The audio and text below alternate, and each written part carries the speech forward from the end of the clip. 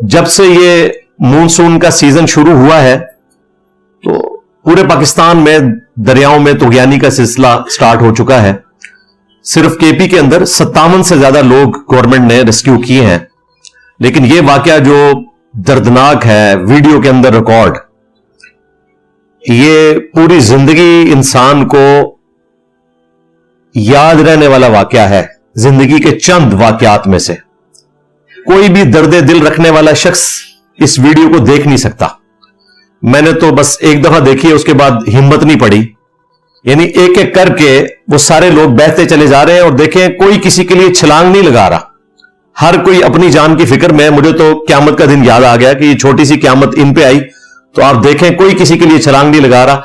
सब अपनी जान बचाने के चक्कर में है और जाहिर है कि ये अल्लाह ताला ने इंस्टिंक्ट में रखा है, कोई बुरी बात भी नहीं है। और एक एक करके सारे बहते चले गए और वहां खड़े हुए लोग सिर्फ वीडियो में उनकी अक्सबंदी करते रहे। चले उसका फायदा यह हुआ है कि आज हम बैठ के गुफ्तगू कर सकते हैं और अपने हुक्मरानों को झंझोड़ सकते हैं। तो इस हवाले से इंशाअल्लाह ताला मैं काउंटर नैरेटिव रखूंगा, बजाय सिर्फ रोना पीटना करने के इसका सोल्यूशन दूंगा। इंशाअल्लाह ताला 3 इल्मी पॉइंट्स की शक्ल में मैं इसको डिस्कस करूंगा। पहला जो इल्मी पॉइंट है वो रियासत और हुकूमत से मुताल्लिक है। उसके लिए मैं 10 एक्शंस जो है वो सजेस्ट करूंगा इंशाअल्लाह ताला, ताकि मुस्तकबिल में इन वाकयात को रोका जा सके। दूसरा जो इल्मी पॉइंट है वो खानदान के जो सरबराह हैं, हेड ऑफ द फैमिलीज हैं, उनके लिए इंस्ट्रक्शंस इन जगहों पे जाने के लिए। और तीसरा जो मुतासरा खानदान था उनसे इजहार ताजियत और दुआए मगफिरत, और इस वाक़े से इंसानियत को क्या दर्स इबरत मिलता है, इंशाअल्लाह ताला मैं उसे भी इसी कॉन्टेक्स्ट में डिस्कस करूंगा इंशाअल्लाह ताला। इल्मी पॉइंट नंबर 1, रियासत और हुकूमत के हवाले से मुझे ये बात कहने में कोई आग नहीं कि ये 99.99% जुर्म जो है ये स्टेट के खाते में डलता है। ये 11 लोग नहीं डूबे, पाकिस्तान ने इंसानियत को डूबते हुए देखा है। और मुसलसल वीडियोस सोशल मीडिया के ऊपर प्रोपेगेट कर रही हैं, मुख्तलिफ मीडिया चैनल्स भी दिखा रहे हैं और हर कोई अपने एतबार से उस पर कमेंट्स कर रहा है। यह वाकया जो है मैंगोरा बाईपास के करीब हुआ। वहां पर मुख्तलिफ होटल्स हैं। जो लोग भी दूसरे सिटी से आते हैं तो वहां पर आकर उमूमन स्टे करते हैं, नाश्ता वगैरह करते हैं। यह भी एक डस्के की फैमिली थी जो गई भी थी, कुछ लोग वहां से भी शरीक हुए। और उस वक्त तो दरिया उस लेवल पे नहीं बह रहा था, थोड़ा दूर था। लेकिन चूंकि मानसून शुरू हो चुका है, किसी वक्त भी रेला आ सकता है पीछे से, तो होटल वालों ने अपनी चारपाइयां वहां बिछाई हुई थी लोगों को अट्रैक्ट करने के लिए कि आप दरिया में बैठे हुए हैं, अगरचे पानी नहीं है लेकिन आप इससे लुत्फ अंदोज हो। इसी दौरान पानी आना शुरू हुआ और पास एक टीला था, वो फैमिली उसके ऊपर चढ़ गई। उनको तो अंदाजा ही नहीं था कि ये टीला भी डूब जाएगा। और फिर पानी इतना तेज आया कि किनारे पे खड़े हुए लोग भी उनको नहीं बचा सके, ना कोई रेस्क्यू टीम बचा सकी और ना वहां पर जो लोकल लोग थे कश्ती के जरिए बचा सके। एक इंडिविजुअल अपने तौर पर कोशिश करता रहा लेकिन वो भी कामयाब नहीं हुआ। इस हवाले से इंशाअल्लाह ताला मैं 10 एक्शंस सजेस्ट करूंगा जिन पर अगर अमल किया जाए तो मुस्तकबिल में ये वाकयात रोके जा सकते हैं। एक्शन नंबर 1, इस तरह की जितनी जगह हैं वहां पर बहुत बड़े बड़े बैनर्स लगे होने चाहिए, बोर्ड्स लगे होने चाहिए और हर जुबान के अंदर, उर्दू और इंग्लिश में तो होना चाहिए, वहां की जो लोकल जुबान है पश्तो उसमें भी होना चाहिए। ज्यादातर लोग तो ज़ाहिर वहां से भी आते हैं और जो दूसरे मुल्क के हिस्सों से आते हैं उनके लिए उर्दू काफी है। और ये एक से ज्यादा बैनर्स होने चाहिए, बोर्ड्स होने चाहिए, ताकि किसी की नजर अगर एक बैनर पे नहीं पड़ी तो दूसरे पे पड़ जाए और वो अपने मामलात को मुस्तकबिल में सही तरीके से लेकर चल सके। ये पहला एक्शन है। एक्शन नंबर 2, सीसीटीवी कैमरे लगे होने चाहिए इन तमाम जगहों के ऊपर, और मुसलसल उनकी ऑब्जर्वेशन होनी चाहिए गवर्नमेंट के ऑफिस के अंदर। जिस तरह सेफ सिटी का सिलसिला पंजाब में शुरू हुआ है और उसकी वजह से मुजरमीन को पकड़ने में भी बड़ी आसानी होती है, और वैसे भी एक डेटरेंस रहती है गवर्नमेंट की। तो इन जगहों के ऊपर तो खुसूसन सीसीटीवी कैमरे लगे होने चाहिए, ताकि मुसलसल आप लोगों की एक्टिविटीज के ऊपर नजर रखें कि कहीं लोग कानून को तोड़कर ऐसी जगहों पे बैठे हुए अपनी मौत का इंतजार तो नहीं कर रहे। एक्शन नंबर 3, ड्रोन्स कैमरे ये भी यूज होने चाहिए, ताकि जो जगह सीसीटीवी कैमरे से छुपी हुई है उन जगहों को आप आसानी से ड्रोन के जरिए देख सकें, और रियल टाइम डाटा जो है वो ऑफिस में आए, ताकि लोग इस तरह की तमाम एक्टिविटीज पे नजर रखें जो रियासती इदारों के लोग हैं, पुलिस के हैं या एजेंसीज के लोग हैं। और अगर कोई इस किस्म की एक्टिविटी नजर आती है तो फौरन से पहले उसको रोकने की कोशिश करें। एक्शन नंबर 4, जितने होटल्स हैं इनकी इंतजामिया की बकायदा ट्रेनिंग होनी चाहिए, जुबानी कलामी नहीं। इनको बकायदा ट्रेन किया जाए कि भाई आपका सोर्स ऑफ इनकम टूरिज्म के साथ वाबस्ता है, अगर इस तरीके से चीपली लोग मारे जाएंगे तो फिर लोग यहां नहीं आएंगे। तो आपके फायदे के लिए, अवामुन नास की जान को बचाने की खातिर आप इन चीजों का ख्याल रखें, और अगर आप नहीं करेंगे तो हम आपके होटल को सील कर देंगे। ये थ्रेट लगाएं और उन्हें बताएं कि सीसीटीवी कैमरे के जरिए और ड्रोन्स के जरिए आप लोग अंडर ऑब्जर्वेशन है और हमारी एजेंसीज के लोग आपको हर वक्त देखते रहते हैं, फिर इनका किबला दुरुस्त रहेगा। एक्शन नंबर 5, खतरे की सूरत में अलार्म बजना चाहिए, विसल्स बजने चाहिए। वहां पर ऐसे अलार्म्स होने चाहिए और इतने डरावने किस्म के कि लोग खौफ खा जाएं। यह हो सकता था। यह रेला ऑलमोस्ट 1-1.5 घंटा पहले स्टार्ट हुआ है। वहां पर भी अगर कैमरे लगे होते, इनके ऑफिस सही तरीके से वर्क करते होते, तो वो पहले ही बता देते कि रेला यहां से चल पड़ा है, आप लोग तैयारी कर लें। जिस तरह 1992 में जब जेलम में सैलाब आया तो अनाउंसमेंट्स पहले ही शुरू हो गई थी, लोगों ने हल्का जाना, वो तो सुबह जब लोगों का नुकसान हुआ तो फिर उनको अंदाजा हुआ। अनाउंसमेंट्स पहले शुरू कर दी थी, जाहिर है वहां से पानी यहां पहुंचते हुए टाइम लगता है। इस तरह अगर बाकायदा तौर पर ऑफिस कायम हो तो 1-1.5 घंटा पहले बताया जा सकता है, और जब इस तरीके से अलार्म्स बजेंगे, विसल्स बजेंगे, हॉर्न्स बजेंगे, तो कोई बेवकूफ आदमी भी वहां पर नहीं बैठेगा, वो डर जाएंगे। जाहिर है वो डरावने किस्म के जब हॉर्न बजेंगे, विसल्स, तो खुद ब खुद उठेंगे। एक्शन नंबर 6, जो उन्होंने ऑलरेडी किया हुआ था, दफा 144 लगाई हुई थी जो पब्लिक गैदरिंग को मना करती है। खतरे की हालत में, खा वो पॉलिटिकल गैदरिंग हो या कोई मजहबी गैदरिंग हो या इसी तरीके से जहां पर इस किस्म की कोई नेचुरल डिजास्टर होने का खतरा हो, तो दफा 144 लगाई होती है। लेकिन सिर्फ लगाने से तो कोई फायदा नहीं है जब तक कि उससे कोई मॉनिटर नहीं कर रहा। आप देखें कराची में दफा 144 लगती है साहिल समुंदर के ऊपर, लेकिन सिर्फ उस दफा के लगने के ऊपर इक्तफा नहीं किया जाता। बकायदा वहां गवर्नमेंट के लोग फिर रहे होते हैं जो लोगों को वहां जाने से रोकते हैं। उसके बावजूद इतने वाकयात रिपोर्ट होते हैं हर साल। अगर वो लोग ना हो तो इससे 10 गुना बड़े वाकयात रिपोर्ट हो। एक सरकारी वर्दी में बंदा इस तरह के क्रिटिकल पॉइंट्स के ऊपर काफी है लोगों को यह बताने के लिए कि भाई आपने यहां नहीं जाना। लोग खुद ब खुद डर जाएंगे। अवाम जो है वो अवाम कल अनाम, चौपायों के मानंद होते हैं। इनको आपने जबरदस्ती इस तरीके से हैंडल करना होता है।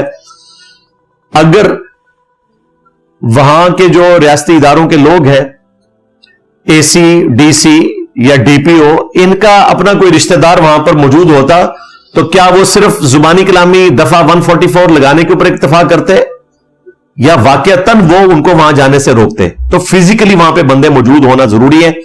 जुबानी कलामी कागजी कार्रवाई करना, जिस तरह अब केपी की हुकूमत कह रही है हमने तो दफा लगाई भी थी तो हम तो जो है बरी जुमा है, बिल्कुल बरी जुमा नहीं होते भाई, उसको एस्टैब्लिश भी करना है। जिस तरह कोरोना के दिनों में आपने किया हुआ था یا جس طرح جب ہماری اسٹیبلشمنٹ کو ضرورت پڑتی ہے پولیٹیکل جماعتوں کو دبانے کے لیے تو یہ سارے ریاستی ادارے ایکٹیو آپ کو نظر آتے ہیں، کیونکہ اس وقت تو ان کا اپنا مطلب ہوتا ہے نا، اپنی نوکریاں بچانے کے چکر میں ہوتے ہیں، اور جہاں لوگوں کی زندگیاں بچانے کا معاملہ آتا ہے وہاں یہ کہتے ہیں جی ہم نے تو 144 لگا لی تھی. باقی جگہوں پہ یہ انشور کرتے ہیں، ڈبل سواری کے اوپر پابندی لگا دیتے ہیں، حالانکہ یہ بیوقوفی والا کام ہے، تو اسے بھی انشور کرنے کی کوشش کرتے ہیں.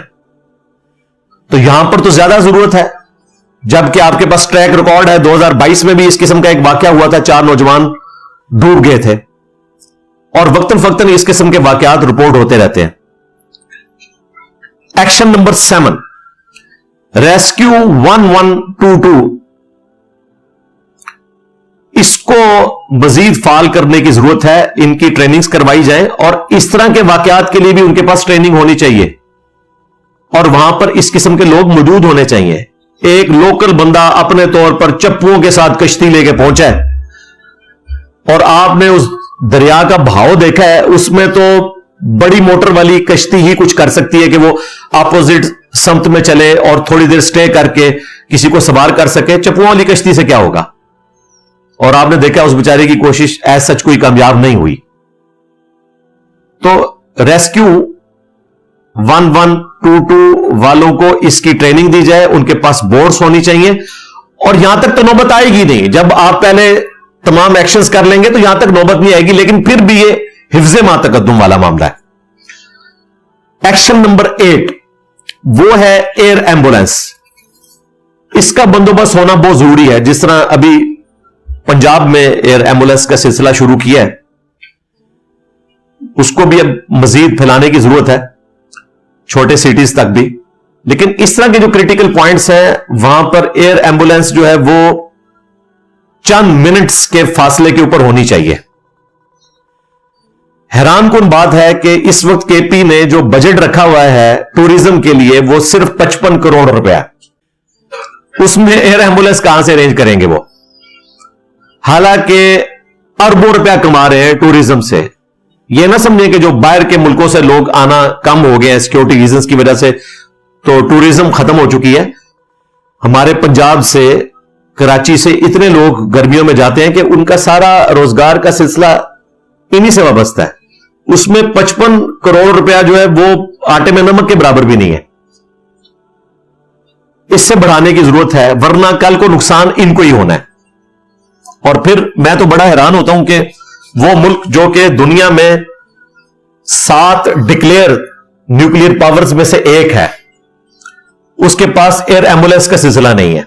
ویسے ہم اٹامک پاور ہیں، لیکن یہاں پر ہماری کمزوری کا یہ حال ہے کہ ہمارے پاس ایئر ایمبولینس نہیں ہے. اور ماشاء اللہ تعالی 24 کروڑ کی آبادی کا ایٹم بم بھی ہم نے پالا ہوا ہے. کچھ سالوں میں ہم امریکہ کو بھی کراس کرنے والے ہیں، 5ویں نمبر پہ آ جائیں گے، اکانومی میں نہیں، آبادی میں. حالانکہ اتنی آبادی جس ملک کے پاس ہو تو اسے تو اکانومی میں ٹاپ پہ ہونا چاہیے. خیر یہ ایک تلخ پہلو ہے اس پوری گفتگو کا. ایکشن نمبر 9 وہ جو ہمارے سی ایم صاحب ہیں گنڈا پور، ان کو اس واقعے سے سبق سیکھنا چاہیے. اور یہ سبق صرف انہوں نے نہیں سیکھنا، پنجاب کی جو سی ایم ہے مریم نواز، انہوں نے بھی سیکھنا ہے. اسی طریقے سے سندھ کے جو سی ایم ہے مراد علی شاہ صاحب، بلوچستان کے، گلگت بلتستان کے سی ایم، ان سب کو سبق سیکھنا ہے. یہ واقعہ اگر خدا نہ خواستہ سندھ میں، پنجاب میں، یا گلگت بلتستان میں یا بلوچستان میں ہوتا تو وہاں بھی یہی کچھ ہی ہونا تھا. لہذا پولیٹیکل سکورنگ کرنے کی ضرورت کوئی نہیں ہے. خدا نہ خواستہ پنجاب میں اگر واقعہ ہوتا تو وہاں پہ بھی کوئی ایئر ایمبولینس پہنچ نہیں جانی تھی. کوئی ہم نے اتنے مضبوط ایس او پیز نہیں بنائے ہوئے. ابھی جو ایئر ایمبولینس کا سلسلہ ہے وہ زیادہ مریضوں کے لیے ہے، ابھی اسے ایکٹیو ہونے کی ضرورت ہے. تو پولیٹیکل پوائنٹ سکورنگ کرنے کی بجائے ہمارے یہ سارے سی ایمز بیٹھیں اور پی ایم صاحب ان کو بلائیں اور سارے ریاستی اداروں کی میٹنگ کر کے ایک ایس او پی طے کیا جائے تاکہ مستقبل میں کوئی اس قسم کا واقعہ رپورٹ نہ ہو. اور ایکشن نمبر 10 جو سب سے زیادہ خطرناک بلکہ خطرناک ہے، جس سے آپ کی ٹانگیں کانپ جائیں گی بلکہ کانپے ٹانگ جائیں گی، وہ जुडिशल कमीशन बनाना चाहिए इस वाकये के ऊपर। 4 ऑफिसर्स को मुअत्तल करके इन्होंने जान छुड़ा ली और वो भी कुछ अरसे बाद बहाल हो जाएंगे जब ये मामला ठंडा होगा। रिस्पॉन्सिबिलिटी फिक्स होनी चाहिए कि असल में मुजरिम कौन है, और जितने लोग आते हैं उन्हें सजा मिलनी चाहिए। चले सजा नहीं दे सकते, मुस्तकबिल के लिए कोई लाएमल तय करे। वैसे तो हमें जो ये लोग बताते रहे हैं, इस वक्त जो हुकूमत में बैठे हुए हैं, जब ये कंटेनर पे होते थे तो बताते थे कि जी फलां जगह जो है वो एक छोटा सा वाकया हुआ था तो वजीर ने इस्तीफा दे दिया था। तो आज गंडापुर साहब का कोई इस्तीफा नहीं आया। मैं तो इस हक में नहीं हूं कि इस्तीफा आना चाहिए। इस्तीफा आने से तो जान छुड़ा लेंगे, सजा मिलनी चाहिए जो जो बंदे इसमें इन्वॉल्व हैं। तो सिर्फ तकरीरों तक मामला ना हो, प्रैक्टिकली उस पर अमल भी नजर आना चाहिए। तो इसको एक प्रेसिडेंट के तौर पर लें और करार वाकई सजा दें जो लोग इसमें इन्वॉल्व हैं, जिन जिन की गफलत है।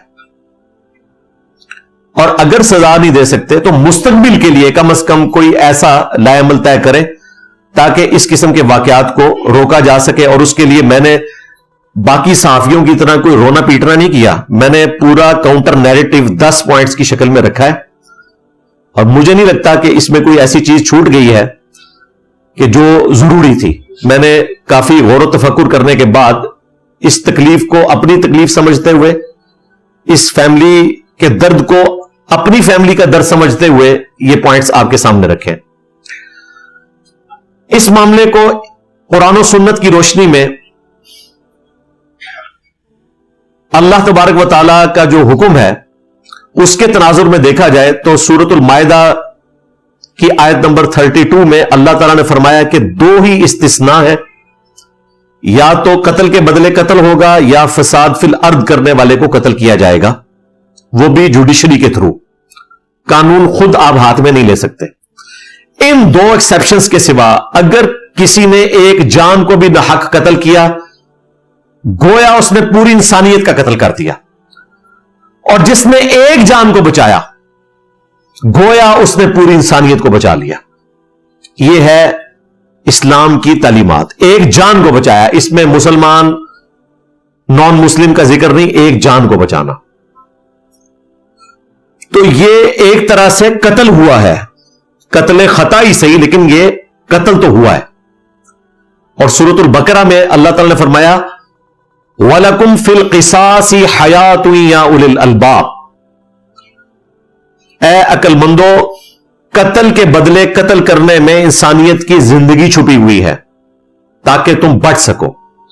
अब जाहिर है कि इस केस में चूंकि कत्ल खता है, कत्ल के बदले कत्ल नहीं होगा, बल्कि सूरतुन निसा के तहत जो कत्ल खता है उसकी सजा ब्लड मनी की सूरत में दी जाएगी।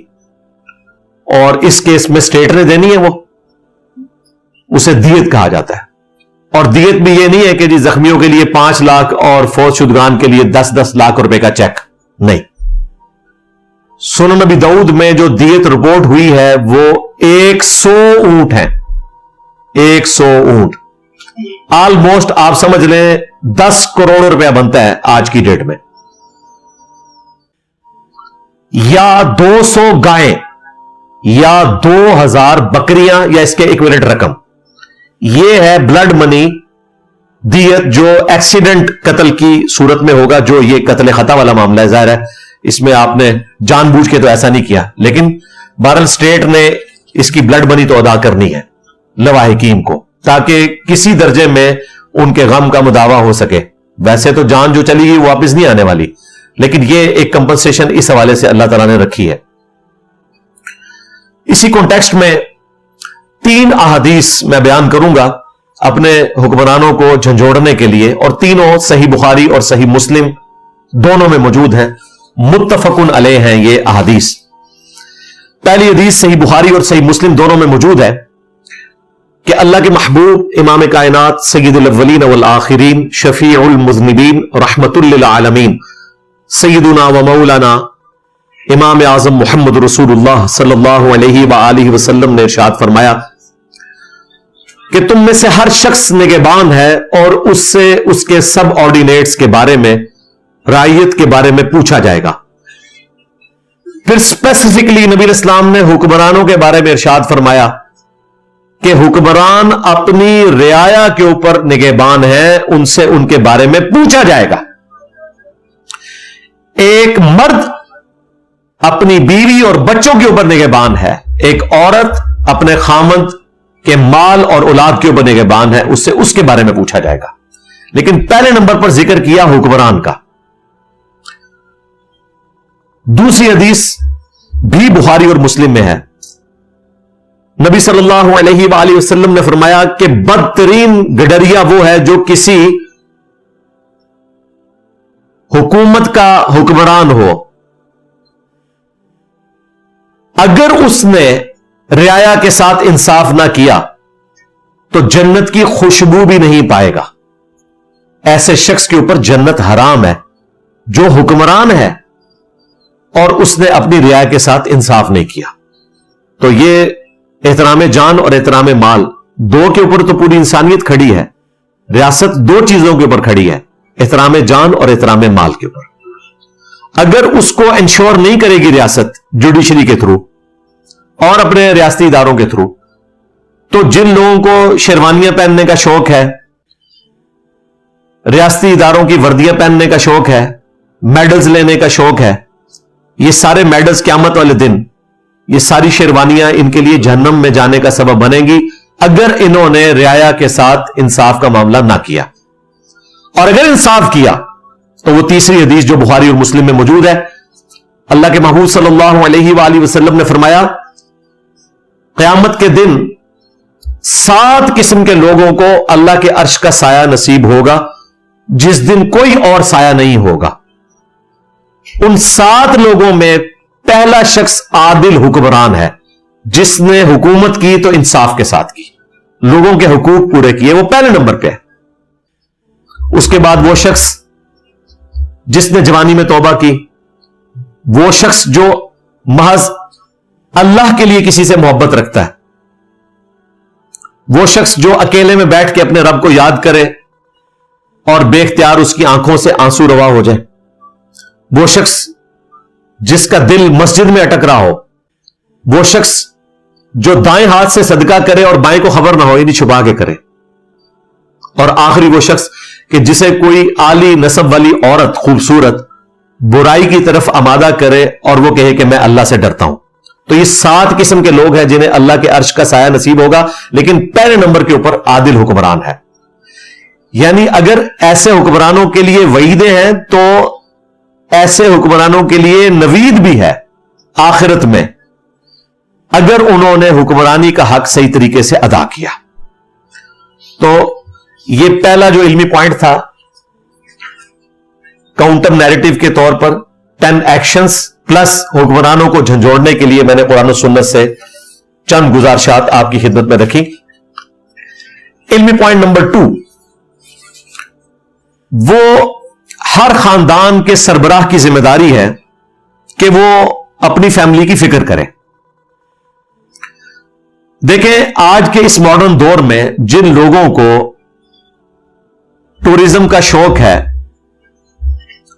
तो उन्हें यह पता है कि आज बड़ी आसानी के साथ आप वेदर फोरकास्ट देख सकते हैं, और अब यह सिस्टम इतना इवॉल्व हो चुका है कि बड़ी आसानी के साथ आप अपने मोबाइल पे देख सकते हैं कि बारिश के चांसेस क्या हैं, मौसम के एतबार से देख सकते हैं, और गूगल मैप के जरिए आप अच्छे तरीके से आसान रास्ता भी अडॉप्ट कर सकते हैं।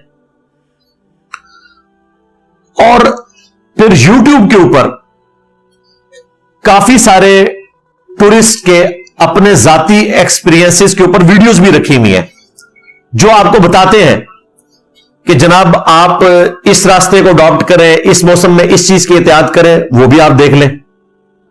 ये वो सारे जराए हैं जिसके जरिए आप आने वाली आफात से अपने आप को बचा सकते हैं, क्योंकि अल्लाह ताला ने दुनिया को असबाब के साथ जोड़ा हुआ है। अगर कोई शख्स अपने ऊपर खुद कोई तकदीर गालिब करता है तो फिर उसकी कोई गारंटी नहीं है। दुआओं की गारंटी, वज़ाइफ की गारंटी नागहानी आफात के लिए, लेकिन अगर आप जानबूझ के इस किस्म की हरकतें करते हैं कि आप आफात को दावत देते हैं, फिर दुआएं आपके काम नहीं आएंगी। ये ज़हन में रखिएगा, इसको बैलेंस करने की जरूरत है। फिर इस तरह के सारे वाकयात के अंदर एक चीज आप देखेंगे कि उमूमन खानदान का जो सरबराह है वो अपनी फैमिली को अनअटेंडेड छोड़ता है। जब वो कहीं सैरो सियाहत के लिए जाते हैं तो वो बिल्कुल बच्चों को आजाद छोड़ देते हैं, जहां मर्जी फिरे। और बसा औकात इस किस्म के एक्सीडेंट्स रिपोर्ट होते हैं। कोई बुलंदी से गिर गया, आपकी नजर नहीं पड़ी, वो किसी झाड़ी में घुस गया, सांप ने काट लिया, तो भाई घर के सरबराह का काम है कि वो वहमियों की तरह अपने मामलात को देखे। इसी तरीके से अगर घर के सरबराह को ड्राइविंग नहीं आती तो चैंपियन बनने की जरूरत नहीं है, आप ट्रेन ड्राइवर साथ लेके जाएं जो उन इलाकों में ड्राइविंग करने के आदी हैं। उन इलाकों में आम ड्राइवर्स ड्राइविंग नहीं कर सकते, इसलिए आप देखते हैं कि आए दिन नौजवान जो है वो आपको शहीद होते नजर आते हैं। ये पिछले दिनों भी ये गुजरात से गए हुए थे नौजवान, कितने दिनों के बाद पता चला। इस किस्म के कई वाकयात रिपोर्ट होते हैं। लोग ओवर कॉन्फिडेंट होते हैं कि जी हम ड्राइविंग कर लेंगे। वहां ड्राइविंग करने के लिए आपको प्रैक्टिस की जरूरत है। और मैं तो अक्सर कहता हूं कि वहमी बंदा मार नहीं खाता, वहम जरूर करें। मैं आपको अपनी जात की हद तक बताऊं, अल्लाह पे तवक्कुल तो करना एक मुसलमान का अकीदा है, लेकिन अपने तौर पर ऊंट के पांव को बांध कर अल्लाह पर तवक्कुल करना है आपने। हम तो इतने वहमी लोग हैं कि इस्त्री को सिर्फ नीचे से ऑफ नहीं करते, मैं तो पीछे से स्विच भी निकाल देता हूं। हो सकता है ये वर्किंग ना कर रहा हूं। बाज़ औक़ात मैंने किसी इलेक्ट्रिशियन को घर बुलाया तो उसने जनाब पीछे से ऑफ किया, मैं मेन स्विच ऑफ करवा देता हूं कि भाई इतना टार्जन बनने की कोई जरूरत नहीं है, मेन स्विच ऑफ करेंगे। कुछ भी हो सकता है, आप वहम निकालें। इसी तरीके से हेलमेट के बगैर मोटर बाइक पे ना बैठें। अगर आप मोटर बाइक से गिरे और सर आपका नीचे लग गया, चाहे आप 20 की स्पीड पे थे, तो आप फिर आखिरत में जाके लैंड करेंगे बिल्कुल। इसी तरीके से अगर आपने घर में से फीमेल्स को अपने साथ मोटर बाइक पे पीछे बिठाया हुआ है तो इस पे कोई शर्मिंदगी महसूस ना करें। एक टांग एक तरफ करके दूसरी टांग दूसरी तरफ करके बिठाएं, यह सबसे सेफ तरीका है। और अगर दोनों टांगे एक तरफ करके बिठाना है तो बुरके को देखने की जरूरत है। और चेन कवर को तो लाजमी देखें। जिस मोटर बाइक का चेन कवर नहीं है वहां की तो फीमेल्स को ऐसे मोटर बाइक पे बैठना ही नहीं चाहिए। ये उम्र जितने हादसात हैं वो उसी की वजह से होते हैं। वो चेन के अंदर बुरका फंस जाता है और पटके जाते हैं फिर। तो ये अपना वहम छोटी छोटी बातों पे निकालना जरूरी है। ये कोई तवक्कुल के मुनाफी नहीं है, ये आपने वहम निकालना है। और ये वहम निकालना हमारे नबी इस्लाम की सुन्नत है। सबसे पहले तो वो हदीस सही बुखारी और सही मुस्लिम की जो मैंने पहले भी बयान की कि तुम में से हर शख्स निगहबान है और उससे उसके सबऑर्डिनेट्स के बारे में पूछा जाएगा। फिर नबी इस्लाम ने कहा कि हुक्मरान अपनी रियाया के ऊपर निगहबान है, एक मर्द अपनी बीवी और बच्चों के ऊपर निगहबान है, और एक औरत अपने खामद के माल और उसके बच्चों के ऊपर निगहबान है। तो उसमें ये सारी चीजें देखना जरूरी है। औरत का भी ये काम है कि वो घर में अगर कोई खाने की चीज रखी है तो उसे ढांप के रखे ताकि उसमें कोई जहरीली चीज ना गिर जाए। इसी तरीके से मार्केट से कोई चीज खरीद के लाए तो एक्सपायरी की डेट पड़े उस पर, कोई दवाई लेके आए तो ये सारी चीजें देखें। और खुसूसन ये जरूर देखें कि ये गौसे पाक की बनाई हुई दवाई है या इसराइल की बनाई हुई है। हाँ, इसराइल की नहीं लेनी है आपने, गौसे पाक की लेनी है। हाँ, मेरे पे तो वैसे ही इसराइली एजेंट होने का इल्जाम है ना, मैं तो इसराइल वाली लूंगा। आपने गौसे पाक की लेनी है ताकि गौसे पाक के पास पहुंच जाए दवाई खा के। हाँ, तो ये सारी चीजें देखा करें भाई। इसको सपोर्टिव हदीस है बुखारी और मुस्लिम की। नबी इस्लाम ने फरमाया कि जब रात का वक्त आए तो बर्तनों को ढांप दिया करो, क्योंकि रात के वक्त उमूमन इस किस्म के हशरातुल अर्द जो है वो बाहर निकलते हैं। मशकीजों के मुंह बांध दिया करो आगे से ताकि उसमें कोई कीड़ा दाखिल ना हो, और चिराग बुझा दिया करो। और एक और हदीस है बुखारी और मुस्लिम में जिसमें उस वाक़े का जिक्र है कि नबी इस्लाम के मुबारक जमाने में मदीना शरीफ में एक घर था जो सिर्फ इस वजह से जल गया कि उन्होंने रात को चिराग जलता हुआ छोड़ दिया چوہا جو ہے وہ بتی لے کر بھاگا اور اس کی وجہ سے ان کے گھر میں آگ لگی, سب کے سب لوگ جل گئے. تو اس موقع پہ نبی علیہ السلام نے فرمایا تھا کہ رات کو چراغ بجھا دیا کرو, آگ انسان کی دشمن ہے. ظاہر ہے شیطان بھی آگ سے بنا ہوا ہے, اس اعتبار سے بھی ایک روحانی وجہ بھی ہے, اور دوسرا اس اعتبار سے بھی کہ نبی علیہ السلام نے ساتھ فرمایا کہ بعض اوقات چوہا جو ہے وہ بتی کو لے کے جاتا ہے اور جہاں جہاں وہ لے کے جاتا ہے وہ آگ لگتی چلی جاتی ہے. کیونکہ اگلے زمانے میں تو یہ زمین والا تیل نہیں ہوتا تھا, کھانے والا تیل اور گھی ہی استعمال ہوتا تھا دیے جلانے کے لیے. امیر لوگ زیتون استعمال کرتے تھے, وہ بھی کوئی, ظاہر ہے وہ تو بہت مہنگا ہے. باقی جو یہ آپ کے گھی نکلتا ہے دودھ کے ذریعے, تو اسی کو وہ جلانے کے طور پر استعمال کرتے تھے. یہ تو اللہ بھلا کرے بغداد شریف والوں کا کہ انہوں نے زمین سے تیل دریافت کیا. اجمیر شریف والوں نے جو ہے وہ اتنا گہرا کنواں کھودا, ہاں یہ کوئی پانی جتنا کنواں نہیں ہوتا, 10 کلومیٹر بھی نیچے جانا پڑتا ہے بعض اوقات. ہاں جی, 1 کلومیٹر تک تو لازمن جانا پڑتا ہے تب جا کے تیل نکلتا ہے. وہ تو ایک حادثہ ہوا تھا پنسلوینیا میں